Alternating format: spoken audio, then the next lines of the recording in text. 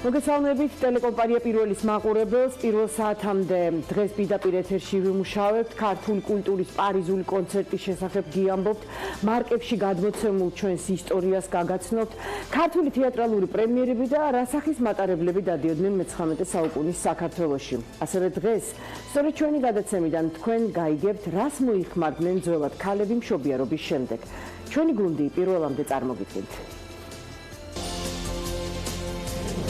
რატომ ვერ აბარებენ აბიტურიენტები გამოცდებს სკოლაში მიღებული ცოდნის საფუძველზე და რა გამოწვევების წინაშე დგას საგამოცდო სისტემა? განათლების სისტემა საერთოდ შესაძლებელია მიდგომები. ასე თუ ისე საკმარისია, მომზადების გარეშე შეიძლება გრანტი აიღო. საკმაოდ დიდ ხარჯებთან არის დაკავშირებული კერძო რეპეტიტორებთან მომზადება.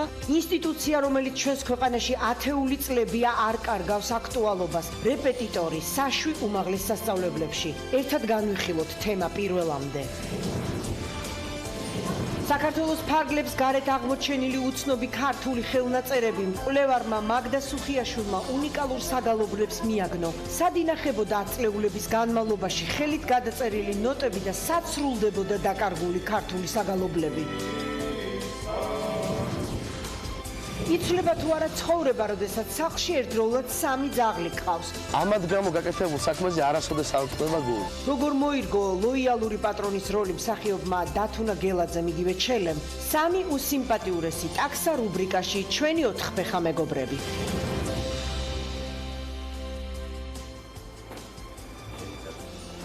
პარიზში წმინდა თამარ მეფის სახელობის ტაძრის 10 წლის თავისუფლად მიძღვნილი საქველმოქმედო კონცერტი გაიმართა საღამოს 2 საუკუნოვანმა ვარიეტეს თეატრმა უმასპინძლა. საფრანგეთში ქართული სამრევლოს მხარდასაჭერ ღონისძიებაში სპეციალურად საქართველოსდან ჩამოსულმა ხელოვანებმა მიიღეს მონაწილეობა. საფრანგეთში მოღვაწე ქართულ ფოლკლორულ ანსამბლ თამარიანს საქართველოსდან სუხიშვილების ნაციონალური ბალეტით შეუერთდა. საიუბილეო კონცერტში მონაწილეობა მიიღეს ბუბა კიკაბიძემ, კომპოზიტორმა მაცაცოსების კვერაძემ, თეატრალურმა კვარტეტმა, მომღერლებმა ლელა თელიამ და ელგა ფორჩხიძემ. საღამო პარიზის წმინდა თამარ მეფის სახელობის ტაძართან არსებული საკვირაო სკოლის აღსაზრდელებმა გახსნეს. ღონისძიებას მაია გოქსაძე და ნიკო პაპიაშვილი უძღვებოდნენ. ქართული კულტურის პარიზული საღამო საფრანგეთში მოღვაწე ართიმანდრით ანტონ კანდელაკის ინიციატივით და საფრანგეთში საქართველოს საელჩოს შუამდგომლობით გაიმართა.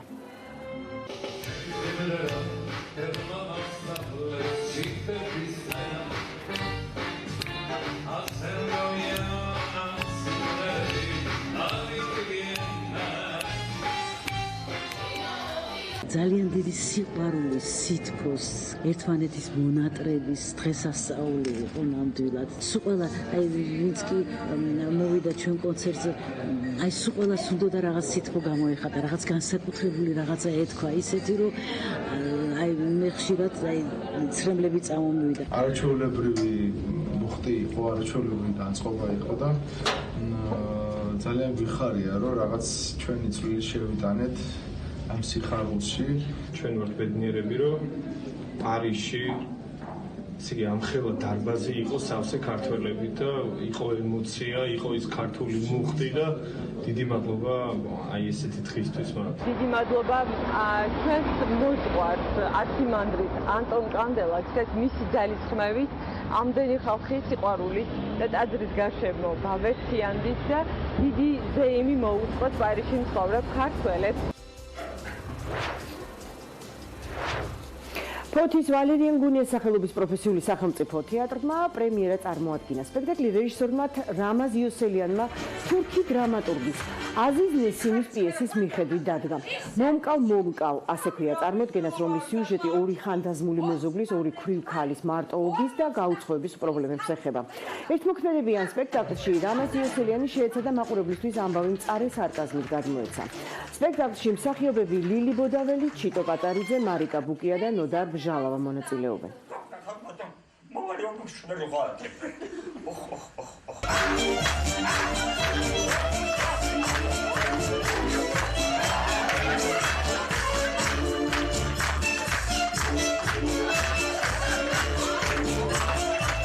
მე იქ მაყოფილი ვარ, არ დავმალავ.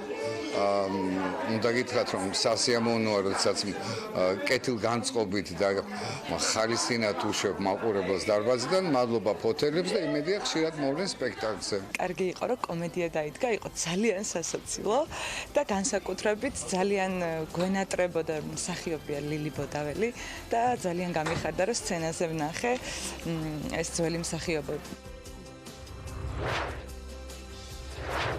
მარკებით მოთხრობილი ისტორია საქართველოს ეროვნული მუზეუმისა და საქართველოს ფოსტის ერთობლივი ინიციატივით პირველი ქართული მარკის 100 წლის იუბილესადმი მიძღვნილი გამოფენა გაიხსნა. ექსპოზიციაზე წარმოდგენილია სხვადასხვა პერიოდის პირველი ქართული ეროვნული და საბჭოური მარკები, ასევე ეროვნული არქივის მარკიანი დოკუმენტები. ქართული მარკა, როგორც დამოუკიდებელი სახელმწიფოს ერთ-ერთი სიმბოლო, მსოფლიოს წლების განმავლობაში აცნობდა ქვეყნისთვის მნიშვნელოვან ისტორიულ თუ კულტურულ მახასიათებლებს. გამოფენა ეროვნულ მუზეუმში არა მარტო ფილატელი დაინტერესებულ დამთვალიერებელს ელის.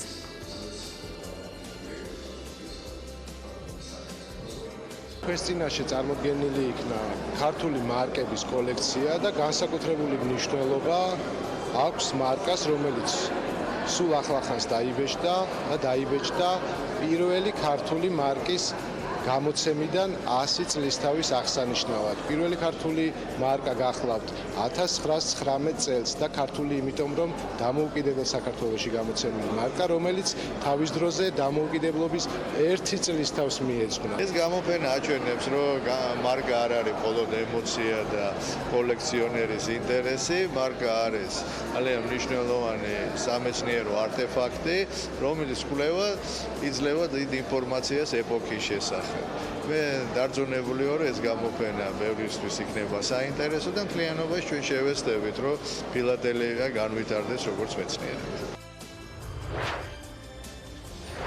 პარიზის ნოტრ-დამის რეკონსტრუქციისთვის საფრანგეთის პრეზიდენტმა ემანუელ მაკრონმა საერთაშორისო კონკურსი გამოაცხადა. 850 წლის ტაძრის აღსადგენად რამდენიმე პროექტი უკვე გავრცელდა ინტერნეტში. მაგალითად, პარიზის არქიტექტურული ფირმის პროექტში ნოტრ-დამის სახურავი მინისა და მუხის კონსტრუქციას შეადგენს, რომელიც მზის ენერგიას ელექტროენერგიად გარდაქმნის.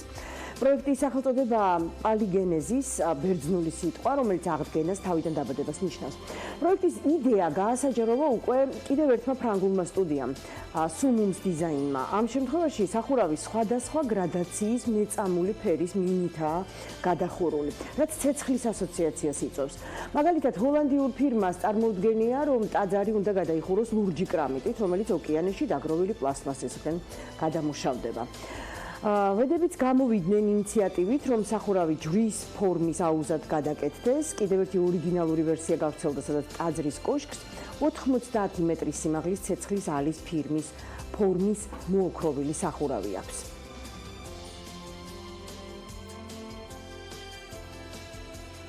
პერუში ინკების ცივილიზაციის არქეოლოგიურ ღირსშესანიშნაობებს შორის ყველაზე მეტი ტურისტი ყოველწლიურად მაჩუ-პიქჩუს სტუმრობს. 2017 წელს აქ 1,5 მილიონზე მეტი სტუმარი ჩავიდა, რამაც იუნესკოს რეკომენდაციით შემუშავებულ ლიმიტს თითქმის 2-ჯერ გადააჭარბა. იუნესკოს გადაწყვეტილების მიზეზი ისტორიული ძეგლისა და ადგილობრივი ეკოსისტემის დაცვა იყო, თუმცა არქეოლოგები, ისტორიკოსები და ადგილობრივები ტურისტების მომძლავრებულ ნაკადზე მეტად ახლა უფრო დიდი საფრთხის წინაშე დგანან. მაჩუ-პიქჩუსთან ახლოს ახალი მულტიბილიონიანი აეროპორტის მშენებლობა იწყება. ეს ძეგლი ხელოვნური ლანდშაფტია, ტერასები და გზები ინკებმა საკუთარი ხელით საუკუნეების წინ ააშენეს. აეროპორტის აშენება ძეგლს შეარყევს და გაანადგურებს, აცხადებს კემბრიჯის უნივერსიტეტის პერუელი ისტორიკოსი. მშენებლობის მოწინააღმდეგეებმა შეადგინეს პეტიცია, რომელიც პერუს პრეზიდენტს აეროპორტის მოშორებით გადატანას სთხოვს. მაჩუ-პიქჩუ იგივე ინკების ქალაქი ამ უძველესი ცივილიზაციის მიერ შექმნილი ძეგლია, რომელიც მათი იმპერიის აღმავლობის პიკზე დაახლოებით 1450 წლებში აშენდა. ის ზღვის დონიდან 2430 მეტრზე მდებარეობს და იუნესკოს მსოფლიო მემკვიდრეობის ძეგლის სტატუსს ატარებს.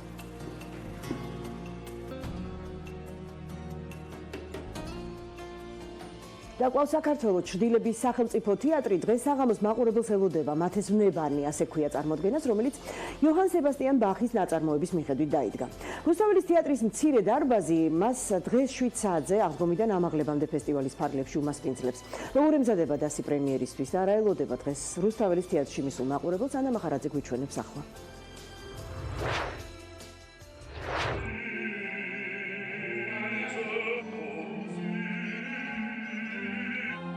იოჰან სებასტიან ბახის უკვდავი მუსიკა და ჭრდილებით შექმნილი იდუმალი სამყარო. ჭრდილების თეატრის სპექტაკლის პრემიერისთვის ემზადება. მათეს ვნებანი, ასე ქვია დადგმას, რომელიც კომპოზიტორის მიერ სასულიერო თემატიკაზე შექმნილი ნაწარმოებითაა შთაგონებული. მე დავინახე, რომ მე შემილია ამ ნაწარმოების მიხედვით გავაკეთო ისე, რომ არ მოვახდინო ამბის ილუსტრაცია. არამედ შევქმნა წმინდა მხატვრული ქსოვილი, რომელიც განაჩრდილებს ბახის მუსიკის ჟღერადობას. აი ჩვენთიაც ამისი იდუმალება აქვს. დასაწყისში ეს უნდა იყოს ნოტებში ნელ-ნელა უნდა გამოისახოს, დაიკარგოს, გამოისახოს და ეგრე უნდა იყოს, კაიგე? თამაში მიდის. ხელის თითოეული მოძრაობა და თითოეული მუსიკალური პასაჟი აქ უდიდეს მნიშვნელობას იძენს. ემოცია და განწყობა მსახიობებმა ჯერ საკუთარი თითებით უნდა იგრძნონ, შემდეგ კი ჭრდილებით შექმნილ სამყაროში მაყურებელიც ამოგზაურონ.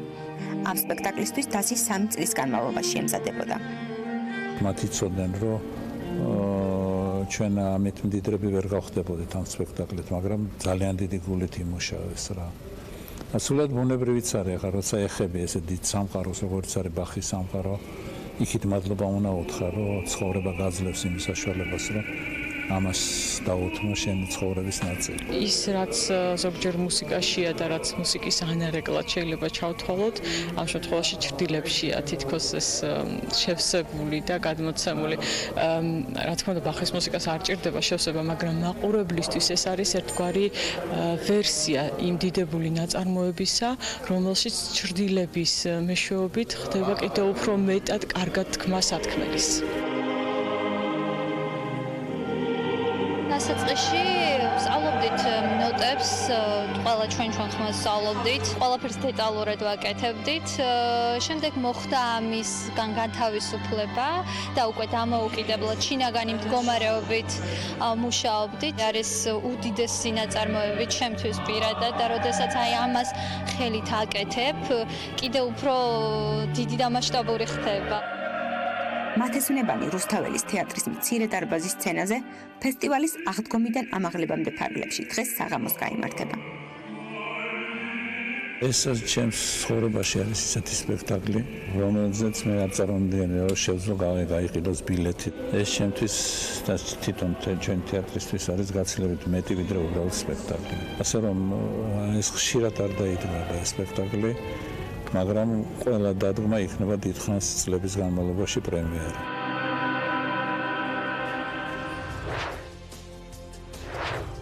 დემოგოსალიას ახალი კამპანია 3 ტაქსა ერთ ოჯახში წორულაშის მსოფლიო კონკურსი და რაც მოიხმარდნენ ქალები მე-19 საუკუნეში მშობიარობის შემდეგ.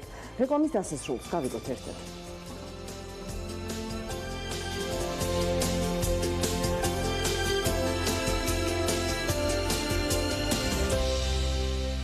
პირდაპირ ეთერში ვაგრძელებთ თბილისის მე-5 საერთაშორისო ლიტერატურული ფესტივალის ფარგლებში საქართველოს ცნობილი ამერიკელი პოეტი მაიკ პალმერი სტუმრობს. სწორედ ის წარუძღვება დღეს მორიგ საფესტივალო საღამოს, რომელიც მწერალთა სახლში იგეგმება.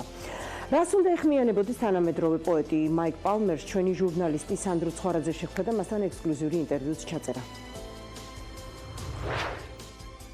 მოგესალმებით. პირველ რიგში დიდი მადლობა, რომ გამონახეთ დრო და დაგვთანხმდით ინტერვიუზე. თქვენ წლევანდელი ლიტერატურული ფესტივალის ერთ-ერთი გამორჩეული მონაწილე ხართ. როგორ შეაფასებთ ამ ფესტივალს და რა სიტყვოდით ზოგადად სად დგას საქართველოს ლიტერატურის კუთხით? ქართული ლიტერატურის შესახებ ამერიკაში ბევრი არაფერი ვიცოდით. თქვენ ევროპაში უფრო კარგად გიცნობენ. შარშანაკ ჩემი მეგობარი პოეტის ჩარლზ ბერნსტეინის ვიზიტი და წელს ჩემი ჩამოსვლა ხელს შეუწყობს იმას, რომ ჩვენ სამშობლოში უფრო მეტი გაიგონ ქართული ლიტერატურის შესახებ. გაიგონ როგორი მრავალფეროვანი და დახვეწილია ქართული კულტურა. ამ ფესტივალზე სტუმრობა ძალიან სასიამოვნოა და აუცილებლად მინდა აღვნიშნო, ზოგ ქვეყანაში ფესტივალები ისეთი ქაოტურია, თბილისში კი ძალიან მაღალ დონეზეა ორგანიზებული. ეს თქვენი პირველი ვიზიტია საქართველოში. ვიცით, რომ აქ ჩამოსვლის გადაწყვეტილება თქვენი მეგობრის ჩარლზ ბერნსტეინის რეკომენდაციის შემდეგ მიიღეთ, რომელიც შარშანს სტუმრობდა ლიტერატურულ ფესტივალს. რა გითხრათ კონკრეტულად მან საქართველოზე? თბილისიდან პირველ მოწვევას ჯანმრთელობის პრობლემების გამო ვერ დავთანხმდი, მაგრამ ჩარლზმა ისეთი რეკომენდაცია გამიწია, რომ აი მე აქ ვარ თბილისში, ჩემთვის საქართველო დიდი აღმოჩენების ქვეყანაა. აქ შევხვდი უძველესი და თანამედროვე კულტურების ნაზავს. ჩემთვის როგორც ამერიკელისთვის ძალიან ეგზოტიკურია აქაური არქიტექტურაც, რომელშიც ევროპისა და აზიის გზაჯვარედინის გავლენა იგრძნობა. ლიტერატურას როგორი მდიდარი ჰქონიათ დაწყებული უძველესი პოემებიდან თანამედროვეობამდე. თბილისში ჩამოსვლის შემდეგ თქვენ დაწერეთ ლექსი თბილისის ფიქრები, რომელიც უკვე ითარგმნა ქართველი პოეტის პაატა შამუგიას მიერ. რა გამოცდილებამ დაგაწერინათ ეს ლექსი? მოასწარეთ უკვე რაიმე ისეთი ნახვა თბილისში, რაც თქვენთვის შთაგონების წყაროდ იქცა? მთხოვეს რომ დამეწერა ლექსი, რომლის თემაც იქნებოდა ცნობიერების დუალიზმი, სადაც პოეტი ერთდროულად საკუთარ თავსაც ეკუთვნის და სხვასაც, ხედავს სინათლესაც და სიბნელესაც, ერთმანეთში ურევ წარსულსა და მომავალს, ასე რომ ეს ლექსი თბილისის ფიქრები შეიძლება ითქვას პარადოქსების ერთობაა და ცდილობს ჩაწვდეს პოეტის ფიქრებს. როგორ ფიქრობთ, ვისთვის და რისთვის უნდა წერდეს 21 საუკუნის პოეტი იმისათვის, რომ იყოს აქტუალური? უნდა წერდეს თუ არა ის სამოქალაქო ვალდებულებებზე, ან გამოხატავდეს, თქვათ, პროტესტს პოლიტიკური პროცესების მიმართ? მაგალითად, ჩვენთან ამერიკაში ტრამპის არჩევის შემდეგ დემოკრატიის კრიზისია. ეს კაცი ნამდვილი დემაგოგია და ამასთან ერთად იდიოტია, ამიტომ ცხოვრება პოეტებს გვიბიძგებს იმისკენ, რომ ჩვენი პოეზია, ჩვენი შემოქმედებით გამოვხატოთ და ამ გზით გადავარჩინოთ დემოკრატიული მთავრობა იმ ცინიზმისგან, რასაც ის დღეს აწყდება. პოეზიას თავისი სიმაღლე აქვს. პოეტი არ გამოვა და არ იტყვის გამოაგდეთ ტრამპი კაბინეტიდანო, მეტი წარმოსახვაა საჭირო, რომ წერო და შენი სათქმელი სხვა ფორმით გამოხატო. ვიცით, რომ ფესტივალს ამერიკელი პოეტის უოლტ უიტმენისადმი მიძღვნილი საღამო დახურავს. თქვენ როგორ მიიღებთ მონაწილეობას ამ საღამოში და რას უნდა ელოდოს სტუმარი, რომელიც აქ მოვა? უოლტ უიტმენი ძალიან მრავალმხრივი ადამიანი იყო. ის ემხრობოდა იმიგრაციას, ეწინააღმდეგებოდა რასიზმს და ეთაყვანებოდა აბრაამ ლინკოლნს. შეხვედრაზე მე სწორედ ამ შეხედულებებზე ვისაუბრებ. უიტმენის შემოქმედება მაგალითია მიმღებლობის და სწორედ ამას უნდა ქადაგებდეს პოეზია. უიტმენს სულაც არ მიაჩნია, რომ პოეზია ძალიან განათლებული ხალხის შესაქმნელი ან საკითხავია. საღამოზე წავიკითხავთ მის ლექსებს და ვიმედოვნებ, დღევანდელი გადმოსახედიდან ქართული აუდიტორიაც ბევრ საგულისხმოს აღმოაჩენს. რა ემოციებით და რა შთაბეჭდილებებით მიდიხართ, რა მიგაქვთ საქართველოდან? პირველ რიგში თბილისიდან გამყვება ამ დინამიური, ცოცხალი ქალაქის სურათი. მე ვესაუბრები აქაურ ადამიანებს და ვხედავ, რომ მიუხედავად უამრავი პრობლემისა, მათში დიდი ოპტიმიზმი იგრძნობა. გაოცებული ვარ, საქართველო არის ძალიან პატარა ქვეყანა, თუმცა აქ უამრავი განსხვავებული კულტურა იყრის თავს. ეს ძალიან შთამბეჭდავია. დავბრუნდები სახლში და ვინ იცის, რა ახალ შთაგონებებს გამოიწვევს ჩემში ეს შთაბეჭდილებები საქართველოზე. Thanks again for your time and wish you all the best in the future. All right. Pleasure. ახლა კი მოდით ვიმოგზაუროთ დროში ძველი გაზეთების ფურცლებს გადავავლოთ თვალი, ჩვენ ამ საშუალებას შეგახსენებთ ეროვნული ბიბლიოთეკის ციფრული მატიანე გვაძლევს ყოველდღიურად. მხოლოდ ოსკარები ამ სათაურით აქვეყნებს სტატიას 1990 წლის 21 მაისს გაზეთი ახალგაზრდა ივერიელი. ამ პერიოდისთვის თბილისში შემდეგი კინოთეატრები მოქმედებს. რუსთაველი, ამირანი, ივერია, თბილისი და ისანი. კინოთეატრები ქართველ მაყურებელს ოსკაროსანი ფილმების რეტროსპექტივაზე იწვევს. ახალ ფილმებთან ერთად ნახევარ საუკუნოვანი ისტორიის კინოშედევრსაც პირდებიან. თბილისში ნამდვილი კინოდღესასწაული დაიწყება, წერს ახალგაზრდა ივერიელი. კინოთეატრების აფიშებზე წაიკითხავთ ისეთი ცნობილი ფილმების სათაურებს, როგორებიცაა კასაბლანკა, ძაღლის შუადღე და სხვა. ოსკაროსანი ფილმების კვირეულის ორგანიზატორი 1990 წელს საქართველოს ინგლისის კულტურის ცენტრი ყოფილა. 1912-13 წლებში გორში იბეჭდებოდა გაზეთი ქართლი, რომელიც კვირაში სამჯერ გამოდიოდა. 13 წლის მაისის ნომრებში გაზეთი აქვეყნებს მატარებლის მიმოსვლის ხილს, საიდანაც ვიგებთ, რომ თურმე მე-20 საუკუნის დასაწყისში გორსა და თბილისს შორის 5 კატეგორიის მატარებელი მოძრაობდა: ჩქარი, სამგზავრო, სააგარაკო, ფოსტის და შერეული. ციტატა გაზეთიდან მატარებლის მიმოსვლა გორიდან თბილისამდე და თბილისიდან გორამდე იწყება სააგაროკოთი და სრულდების შერეულით. საგულისხმოა, რომ სარკინიგზო მარშრუტები მთელი დღის განმავლობაში სრულდებოდა არა მარტო დღის, არამედ ღამის საათებშიც, ახლა რომ ღამის ფრენებია. 1913 წელს მატარებელი ღამის 3 საათსა და 37 წუთზეც გადიოდა თურმე თბილისიდან. Რაოდენ გასაკვირით არ უნდა იყოს, მე-19 საუკუნის ქართულ პრესაში აქტიურად ექცევა ყურადღება ჰიგიენურ საშუალებებს და გაზეთებიც თამამად ავრცელებენ სარეკლამო განცხადებებს საკმაოდ ინტიმური საშუალებების შესახებ. 1888 წლის გაზეთი ივერი აქვეყნებს ეგრეთ წოდებული ჰიგიენური ბალიშების შესახებ ინფორმაციას, თუმცა საუბარი არა ბალიშებზე, არამედ ქალის ჰიგიენური საფენების ერთგვარ წინაპარზე. პროდუქტს ახლდა ექიმების რეკომენდაცია. თითო ეგრეთ წოდებული ბალიში, ანუ ერთჯერადი საფენი ერთმანეთად იყიდებოდა, ხოლო მრავალჯერადი ქამარი, რომელზეც საფენი მაგრდებოდა, ერთმანეთად და 40 კაპიკად. ამონარიდიდან ვარკვევთ, საქალო ჰიგიენური ბალიშები მომზადებული სულემით შეზავებულ ხის ბამბისგან, სულემი ერთგვარი ანტისეპტიკურ საშუალებად შეგვიძლია მოვიაზროთ. ძალიან მოხერხებული შემოსაკრავია, მოწყობილი ქამრითურთ, ქალთა სატარებლად რიგის დროს და მშობიარობის შემდეგ. რიგი ასე მოიხსენებოდა მენსტრუალური ციკლი მე-19 საუკუნის საქართველოში, ილიას დროინდელ ივერიაში განცხადებასთან ერთვოდა ილუსტრაციაც. იცვლება თუ არა ცხოვრება, როდესაც სახლში ერთდროულად 3 ძაღლი ყავთ.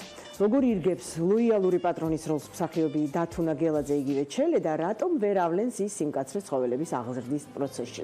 4 შაბათის რუბრიკა ჩვენი 4 ფეხა მეგობრები 3 უსიმპათიურეს ტაქსაზე გიამბობთ.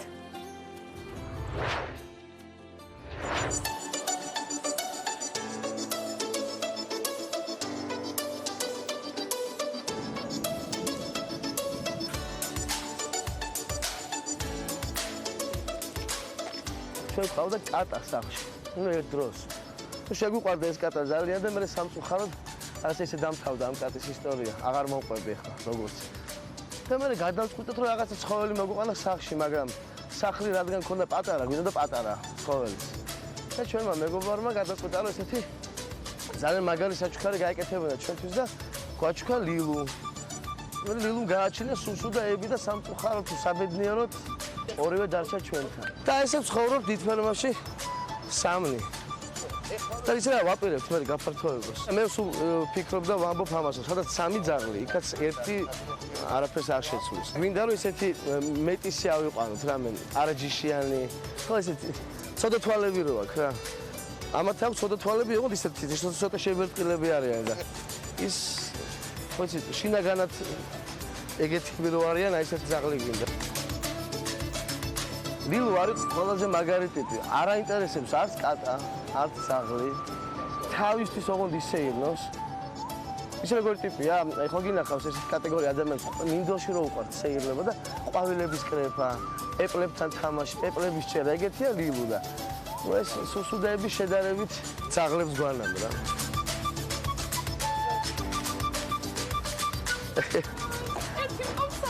ესეთი? მართლა? შევაგერია. სასაცილოებია. ძალიან საყვარლე. ხორენ ადამიანები წვრთნიან ძაღლებს და ასწავლიან თათი მომეცი, დაიყეფე, დატრიალდი, გადაკოტრიალდი, ვითომ გული წაგივიდა. სამწუხაროდ ჩვენ არ გამოგვივიდა არაფერი. ვიცით, კარგი ჭამა, კარგი სმა, კარგი ძილი და ხო ის ნათქვამი როა რა. ჩუსტების ჭამის გარდა რომ არაფერს არ აკეთებს ძაღლი, მაგრამ მაინც რო არ აგდებს სახლიდან. აი სერენ სამრე. იცი რა ეს ჩემბრალია, სხვისი არ გავანებიურეთ ესე და მე მგონი შეცდომაა ეს. რაც მე დაუშვი. მაგრამ არა უშავს, კარგად არიან, ძალიან კომფორტულად გრძნობენ თავს და ეგ არის ჩემთვის და მათთვის თავარი.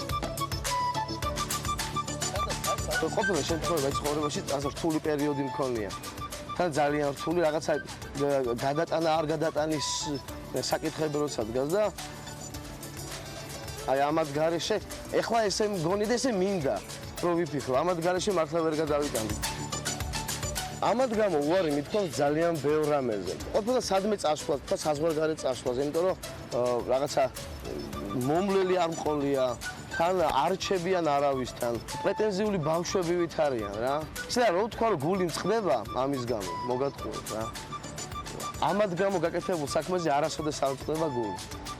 გული წნევა ხანდახან რომ ეჭხუბები ხოლმე, იმიტომ რომ მე ნანოფ, რა მე მეწოდებიან, იმიტომ რომ ვერ გიხსნიან რა უნდა. როცა შენ ხარ ცუდ ხასიათზე გისწორდება ჩაიხუტე. ხანდახან ესენი ცუდ ხასიათზე არიან. ერთი პერიოდი იყო ძაღლების მიმართ დამოკიდებულება სპეციფიკური რა თუნდაც ბავშვებთან მიმართ მშობლებით საფრთხე დაინახავდნენ არ მიეკარო ხელი არ ახლოთ სოფიანია გიკბეს რაღაცა და სხვათა შორის ეხლა უკვე შეიცვალა ეს ყველაფერი და აი ძალიან ბევრჯერ ყოფილა შემთხვევა რომ მშობელს გაუჩერები ვარ მოუყვანია ბავშვი და რაღაცა ბავშვი ეფერება თან ყველაზე მთავარი ის რა არის ამათი პრივილეგია რომ ადამიანებში იწვევს დადებით ემოციებს რა სამი ერთნაირი როცა მიყავს ხო ცოტა ისეთი არ ვიცი უჩვეულოა ვინმესთვის თუ არა მაგრამ რაღაცა მაინც ისეთი ღიმილს იწვევს და დამოკიდებულება ცუდი არასოდეს არ არის კი როგორ შეიძლება მოიფერე ერთს ქვია ლილუ რომელიც წავიდა იქ სეირნობს თავისთვის ერთს ქვია სუსუ და მეორე სერბი მე მგონი რაღაც ასაკიდან აუცილებელიცაა რომ ოჯახში ძაღლი იყოს და ბავშვი ყავდეს იმიტომ რომ რაღაც ესეთი აი ზრუნველობითი პროცესები ირთვება ამ დროს რაღაცა უბლიან ეფერებიან წავედით ბავშვო ბაბა კარგად იყავით ჩვენ შენ მოდიხარ ჩვენ წავედით და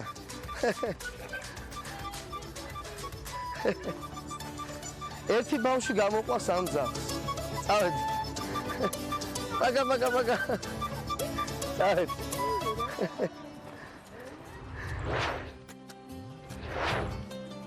ქართულ საგამონათლებლო სივრცეში რეპეტიტორების როლი კვლავაც მზარდია. მოსწავლეთა უმრავლესობა სკოლის მასწავლებლების კომპეტენციას ეჭქვეშ აყენებს და გამოცდებისთვის მომზადებას კერძო პედაგოგებთან აგრძელებს. რატომ ვერ აბარებენ აბიტურიენტები გამოცდებს სკოლაში მიღებული ცოდნის საფუძველზე და რა გამოწვევების წინაშე დგას საგამოცდო სისტემა? მიშა ტალახაძის რეპორტაჟი ვნახოთ ერთად, ვიდრე ამ თემას ოდნავ მოგვიანებით მომდევნო საათში ჩვენ სტუმრებთან ერთად გავშლით. ერთი ფიგურის ფართობია 6, მეორე ფიგურის ფართობია 15. ეს ზოგადი უნარების გაკვეთილია, არა რომელიმე საგანმანათლებლო სივრცეში, არამედ სახლში, კერძო მასწავლებელთან. ეროვნული გამოცდებისთვის მომზადება მარტივი არ არის, სირთულეების დასაძლევად და სასურველი შედეგის მისაღწევად აბიტურიენტთა აბსოლუტური უმრავლესობა რეპეტიტორთან, მცირე ჯგუფში მეცადინეობას ირჩევს. აქ მიღებული ცოდნა გამოცდის შედეგებსა და მოსწავლის მიერ მიღებული სახელმწიფო გრანტის მოცულობაზეც აისახება. ეროვნულ დემოკრატიული ინსტიტუტის უახლესი კვლევის თანახმად, მოქალაქეთა 73% მიიჩნევს, რომ კერძო მასწავლებელი ეროვნული გამოცდების ჩასაბარებლად აუცილებელია. რეპეტიტორის მოთხოვნილება საქართველოში ძალიან დიდია და დანიშნულება ის არის, რომ ბავშვი მოამზადოს უშუალოდ გამოცდისთვის, უშუალოდ აბიტურიენტი მოამზადოს კონკრეტულად იმ 4 ან 5 საგანში, რომელიც მას აქვს ჩასაბარებელი მისაღებ გამოცდებზე. რეპეტიტორის დანიშნულება მოახდინოს მისი ცოდნის დახვეწა და მომზადება უშუალოდ გამოცდისთვის. აბიტურიენტების უმრავლესობა რეპეტიტორთან მეცადინეობას მე-12 კლასში იწყებს. ანაწილებენ პრიორიტეტებს, აცდენენ სკოლას და მიაჩნიათ, რომ გზა უნივერსიტეტისკენ მხოლოდ კერძო მასწავლებელთან მომზადებაზე გადის. საქართველოში მოსაზრება, რომ საგაკვეთილო პროცესი და სკოლის პედაგოგების კომპეტენცია ეროვნული გამოცდების მოთხოვნებს არ შეესაბამება, ჯერ კიდევ აქტუალურია. რეპეტიტორთან დიდი ხანია ვემზადები, სხვადასხვა საგანზე ოღონდ. კერძოდ ეროვნულებისთვის მომზადება სერიოზულად უკვე ბოლო 1 წლის განმავლობაში დავიწყე სექტემბრიდან მე-12 კლასში.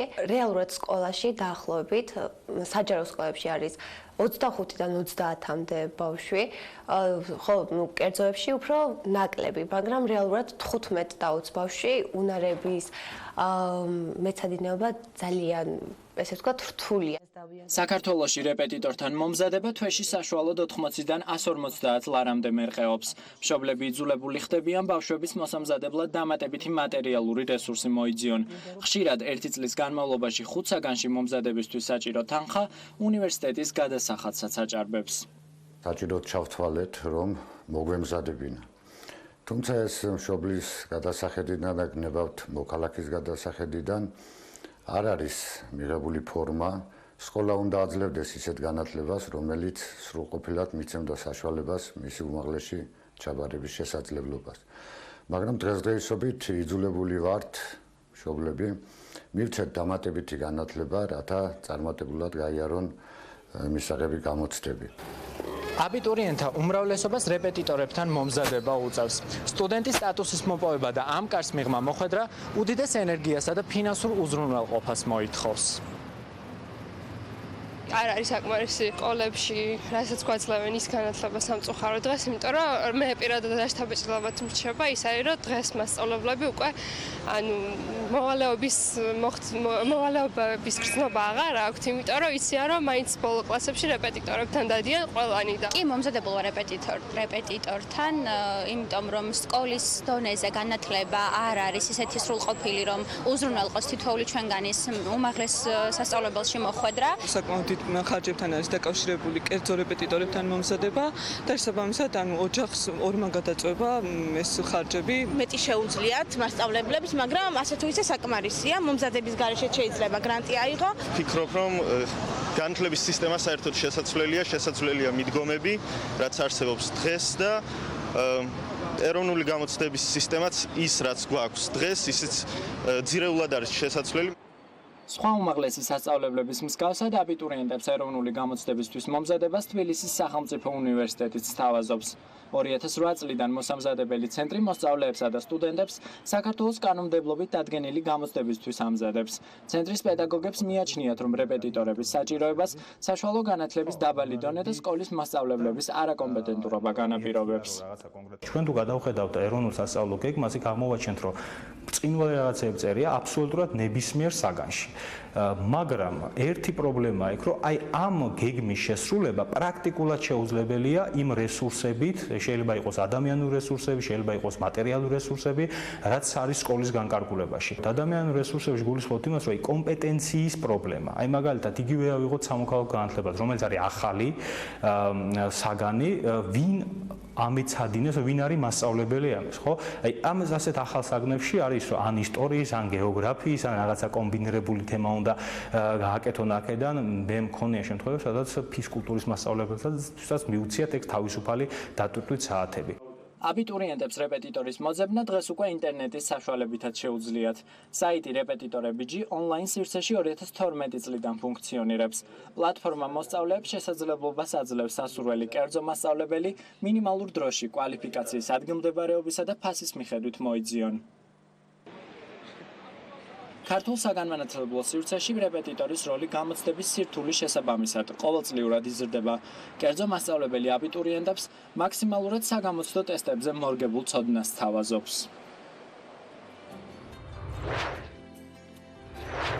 შეგახსენეთ რეპეტიტორების ინსტიტუციის გამო ჩვენ დღეს ამ თემას მთავარ თემად ვაქცევთ. ჩვენი სტუმრები შემოგვიერთდებიან უკვე მომდევნო საათში, ახალ კი მოვლენების შუაგულში. ეთუნა ინსკირველს გადავყევართ დღის ამბებით. ნინო, მოგესალმები, ახალ ამბებს გაგაცნობთ მოკლედ ამ დროისთვის. ხოლო რომ საპარლამენტო არჩევნები ტარდებოდეს, ვის მისცემდით ხმას? NDA-ის მიერ გამოკითხულთა 17% ქართულ ოცნებას მისცემდა ხმას, 14% ერთიან ნაციონალურ მოძრაობას, 3% ევროპულ საქართველოს და 3% პატრიოტთა ალიანსს. ამასთან გამოკითხულთა უმრავლესობა 27% აცხადებს, რომ არ იცის.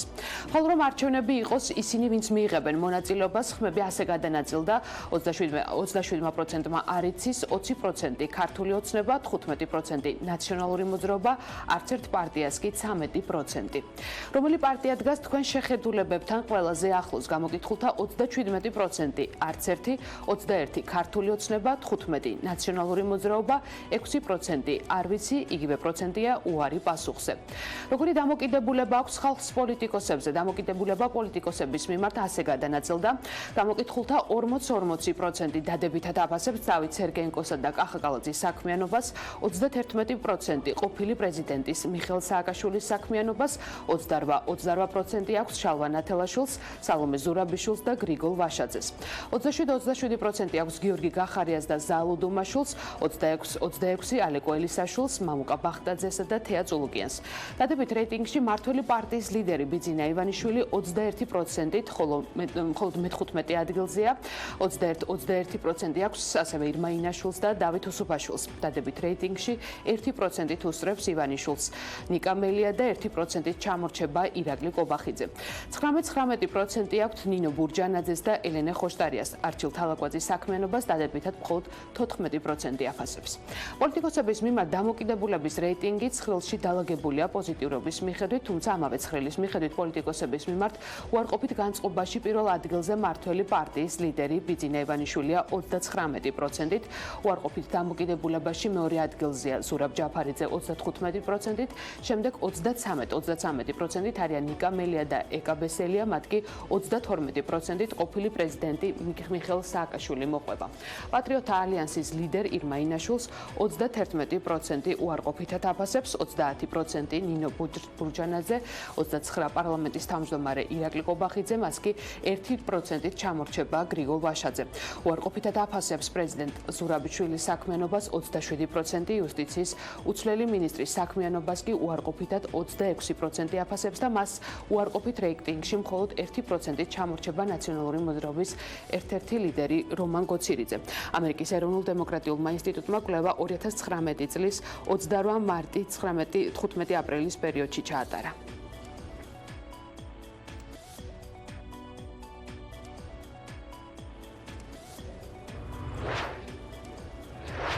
და ვინ როგორ ენდობა NDS მიერ ჩატარებულ კვლევას ცოტა ხნის წინ პარლამენტის თავმჯდომარე გამოეხმაურა კვლევის შედეგებს. რაც შეეხება პოლიტიკოსების რეიტინგებს, სააკაშვილის მესამე ადგილი უკვე არის ზღაბარი. ეს ძალიან კარგად იხილე თქვენ ამ არჩევნებში, პასუხი გაეცა მიხეილ სააკაშვილს ამ არჩევნებში, ძალიან კაფიოდ მისი მეუღლე იღებდა მონაწილეობას ზუგდიდში არჩევნებში და დაფიქსირდა მოსახლეობის განწყობა ნაციონალური მოძრაობის სააკაშვილის მიმართ და სხვანაირად შეუძლებელიც არის, როდესაც ზუგდიდი იყო, სადაც ჩვენ ვიცით, რომ მათი ვითარება არის ბევრად უკეთესი, ვიდრე არის საშუალო მდგომარეობა ელექტორალური თვალსაზრისით. შესაბამისად 53% არ იყო ამ კუთხით გასაკვირი, თუმცა ხედავთ, რომ რღვევის პირას არის უკვე ეს პარტია და მათთვის ის 53% შეიძლება გახდეს საოცნებო, რაც მიიღეს ზუგდიდში.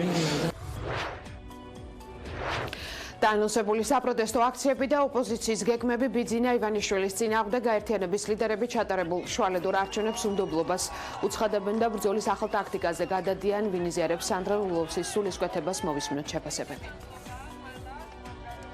ნაციონალური მოძრაობის საპროტესტო აქციაში ჩვენ მონაწილეობას არ ვღებულობთ, ჩვენ საპროტესტო აქციებს განვიხილავთ ლეგიტიმურ საშუალებად ბრძოლის.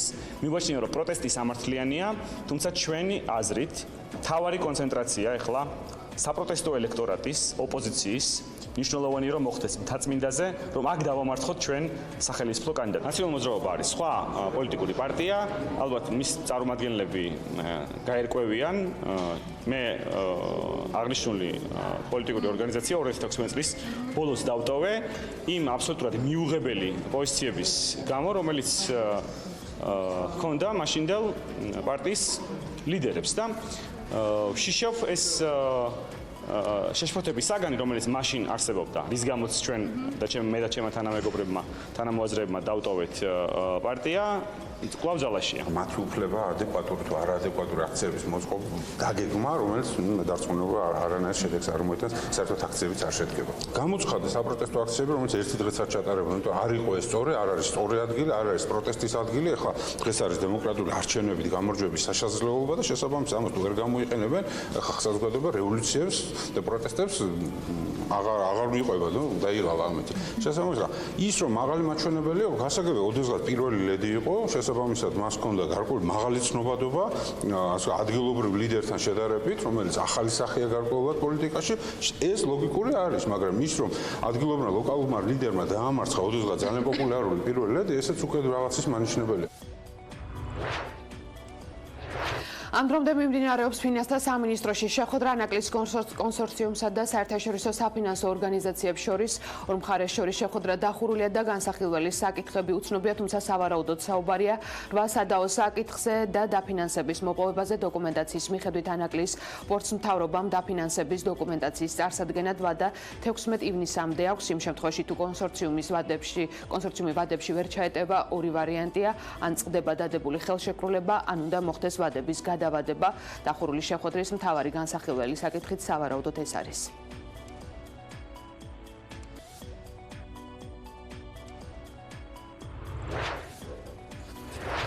გარიგებული მატჩების საქმეზე დაკავებულ 11 ფეხბურთელს ბრალს ოფიციალურად დღეს წაუყენებენ სახელმწიფო უსაფრთხოების სამსახურის ინფორმაციით ორგანიზებული ჯგუფის წევრები დანაშაულებრივად უკავშირდებოდნენ საფეხბურთო კლუბების ფეხბურთელებს და გარკვეული თანხის სანაცვლოდ ურიგდებოდნენ მატჩის შედეგებზე. გამოძიება დაკავებულებს 93,500 ლარს ედავება.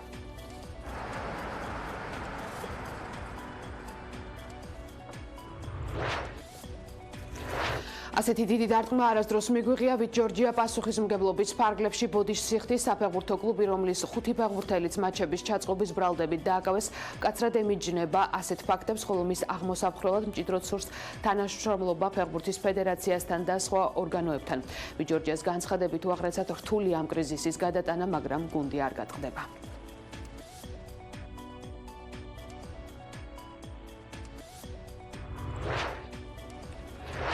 ასეთი იყო ახალი ამბები, მოკლედ ამ დროისთვის ვრცლად მოგიყვებით პირველ საათზე, ახლა კი ეთერს ისევ ნინო არაზაშვილს უთმობთ. მადლობა ეთუნა, ჩვენ სწორედ პირველ საათამდე დროებით გამოგეთიშებით ახალ ამბებს.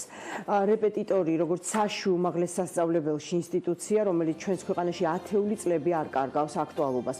რატომ ვერ აბარებენ აბიტურიენტები გამოცდებს სკოლაში მიღებული ცოდნის საფუძველზე და რა გამოწვევების წინაშე დგას საგამოცდო სისტემაც, მშობელიც, სკოლაც, მასწავლებელიც. თემას ვაგრძელებთ განათლების მკვლევართან რევაზ აფხაზავასთან ერთად, რომელიც განათლების პოლიტიკის დაგეგმვისა და მართვის საერთაშორისო ინსტიტუტის აღმასრულებელი დირექტორი გახლავთ. ასევე შემოგვიერთდა მასწავლებელთა პროფესიული განვითარების ეროვნული ცენტრის დირექტორი ქალბატონი მანანა რატიანი. მოგესალმებით, მადლობა, რომ შემოგვიერთდით. გასაგებია ეს თემა ამ დროს კიდევ უფრო მწვავდება, იმიტომ რომ პირველ რიგში მშობლები რაღაც გარანტიებს ელიან, ხო? რატომ ასწავლეს, რატომ გადაიხადეს მთელი წლის განმავლობაში და რა შედეგს მიიღებს ბავშვი ამ რეპეტიტორთან მიღებული განათლების საფუძველზე სწორედ ერთიან ეროვნულ გამოცდებში. მაგრამ ჩვენთვის მნიშვნელოვანი კიდევ ის არის, რომ რეზო საერთოდ ასეთი ფეხმოკიდებული და გავრცელებული როა ჩვენთან, ხო, ეს რეპეტიტორების ინსტიტუცია. სხვა ქვეყნებში რა ვითარება ამ მხრივ? მივესალმებ თქვენს აყურებელს. რეპეტიტორობის ინსტიტუტი ზოგადად ყველა ქვეყანაში არსებობს, მაგრამ გააჩნია რა დოზებით არის ეს, ხო? ჩვენ მაგას თავის გამოწვევი მიზეზები აქვს, როდესაც ხდება რაღაცა დროის მოკლე მონაკვეთში მომზადება, მაგალითად გამოცდისთვის და ამ გამოცდაზე ითხოვენ დროის გრძელ მონაკვეთში მიღებული ცოდნის იქ მერე უცებ გახსენებას ყველაფრის. ამას რა თქმა უნდა ეს არჩეულებრივი ამბავი, რიგ შემთხვევაში ბავშვები, რომლებსაც სწავლის უნარები განვითარებული აქვს, დამოუკიდებლად კარგ განვითარებულ განათლების სისტემებში, ამას თავად ახერხებენ ბავშვები, რომ გადაიმეორონ რაღაცა გარკვეული მასა. საქართველოში პრინციპულად განსხვავებული სიტუაცია, იმიტომ რომ ჩვენი საგამოცდო სისტემა არის ხო სელექციური პრინციპის, ანუ ერთმანეთთან აჯიბრებს აი იმ წელს წამოსულ აბიტურიენტებს, ხო? ანუ ჩვენ გვაქვს რომ ესე იგი ესენი ერთმანეთს ეჯიბრებიან ამ გამოცდაზე და მნიშვნელოვანია რომ შენ აჯობო შენ თანატოლს და ამიტომ რაც მეც ეხა ყველას ეს მე უკვე გვეცნობიერში ყველას აქ ჩაბეჭდი რომ რაც მეც მოემზადები უფრო კარგად იქნება როგორც აი სპორტში ხო არ გაწყენ შენ რომ ვიღაცას ხო უნდა აჯობო რომ სულ უნდა იყო ამ მომზადების რეჟიმში და შესაბამისად სისტემას რაღაცნაირად მოერგო ასევე ეს რაღაც გარკვეული ტრადიციაც არის ჩვენთან თუმცა ეხა შეიცვალა სისტემა ადრე თუ უნივერსიტეტის ლექტორები იყვნენ ძირითადად და ეს კორუფციული სქემები იყო ისინი ამზადებდნენ ეხა უკვე სკოლის მასწავლებლებზე გადმოვიდა ეს რატო იმიტომ რომ მე ეხმარებოდნენ მისაღებ გამოცდაში ხო და ეხა როდესაც აღარ არის ეს სისტემა ეხა უკვე სკოლის მასწავლებლები ჩაერთნენ და ძალიან არის გავრცელებული რაც სამწუხაროდ ხელს უწყობს სოციალური უთანასწორობის გაღრმავებას აი ამ ნაპრალის რომ შენ თუ არ გაქვს ფული თუ არ გაქვს შესაძლებლობა ვერ ემზადები შესაბამისად ამ კონკურენციაში ვიღაცაზე ნაკლებ შედეგებს ყველაზე არ მაქვს ამონაკლისები არსებობს, რა თქმა უნდა, მაგრამ ზოგადად ტენდენციის თვალსაზრისით და შესაბამისად ჩვენთვის მე უმაღლეს განათლება როგორც შენი სოციოეკონომიკური სტატუსის ამაღლების საშუალება მისაწვდომი არ არის. ანუ შესაბამისად ამ ადამიანებს იმის მაგივრად რომ დაბალი სოციოეკონომიკური სტატუსის მქონე ადამიანებს მაქსიმალურად ხელი შეუწყოთ რომ განათლება მიიღონ, იმიტომ რომ განათლება არის გზა რომ ამ ელევაცია მოახდინონ და უფრო წინ წავიდნენ, ამის მაგივრად ჩვენ ამ ადამიანებს ფაქტიურად ტოვებთ ისევ თავის ადგილზე და ხელს ანუ ვერ ვეხმარებით რომ მიიღონ ხარისხიანი განათლება, რაც მე შემდეგ მაცხოვრებელს წარგებს. შესაბამისად ეს მიმართულება საკმაოდ მტკივნეული და მნიშვნელოვანია და აქ სკოლის როლის გაზრდა არის ძალიან მნიშვნელოვანი. სკოლა უნდა სკოლის შენატანი ადამიანის აკადემიურ წარმატებაში უნდა იყოს მაღალი. სამწუხაროდ ჩვენთან არ არის ეს ძალიან მაღალი. ჩვენ ეხლა ძალიან ზოგადად რო არ ვისაუბროთ ამ სკოლაზე, რაღაც კონკრეტული ინფორმაციები მინდა რომ მოუყაროთ, თავი კონკრეტულ რეკომენდაციებს. და გეტყვით რატომ? მე მაგალითად ჩემი უფროსი შვილებიდან ერთმა, არ ვიცი, მე მაინც ვაბრალებ სკოლას, ეს იყო კერძო სკოლა. რომელმაც ისე დაამთავრა ეს სკოლა და ისე ჩააბარა ევროპაში, რომ აბსოლუტურად არც ერთ საგანში არასდროს არ მოგვიმზადები. ანუ სკოლის განათლება იყო აბსოლუტურად საკმარისი იმისთვის, რომ ბავშვს გაეგრძელებინა სწავლა ევროპაში. მეორე ბავშვის შემთხვევაში, რა თქმა უნდა, საჯარო სკოლა იყო ჩვენი არჩევანი და იმიტომ რომ ის არ აპირებდა წასვლას, არ უნდა სწავლის გაგრძელება საზღვარგარეთ ამ ეტაპზე და რა თქმა უნდა დაგვჭირდა ეს კოლოსალური ბიუჯეტიც, გაცილებით უფრო ძვირი ვიდრე კერძო სკოლა იყო სხვათა შორის, იმისთვის რომ რეპეტიტორები აგვეყვანა. მესამე თემა არის რომ თქვათ ჩემს გარშემო არსებობენ ადამიანები სოციალური სტატუსის მქონე ოჯახები, რომელთა შვილები რეპეტიტორების გარეშე მოეწყნენ, იმიტომ რომ ფიზიკურად არ ქონდათ ამის საშუალება, მატერიალური რესურსი არ ქონდა ამ ოჯახს, რასაკვირველია, მაგრამ ამ დროს ძალიან ნიშანდობლივია, რომ ჩაერთო მთელი სანათლისაო და სამეზობლო. თუ კი ვინმეს რამეში შეძლო დახმარება და ამ ბავშვისთვის დამატებითი ცოდნის მიცემა, ყველა იღებდა და მზად იყო, რომ მოხმარებოდა ამ ბავშვს წინსვლაში. რა თქმა უნდა, ასეთი საახლობლო და ასეთი სამეზობლო ყველას არ ყავს, ხო?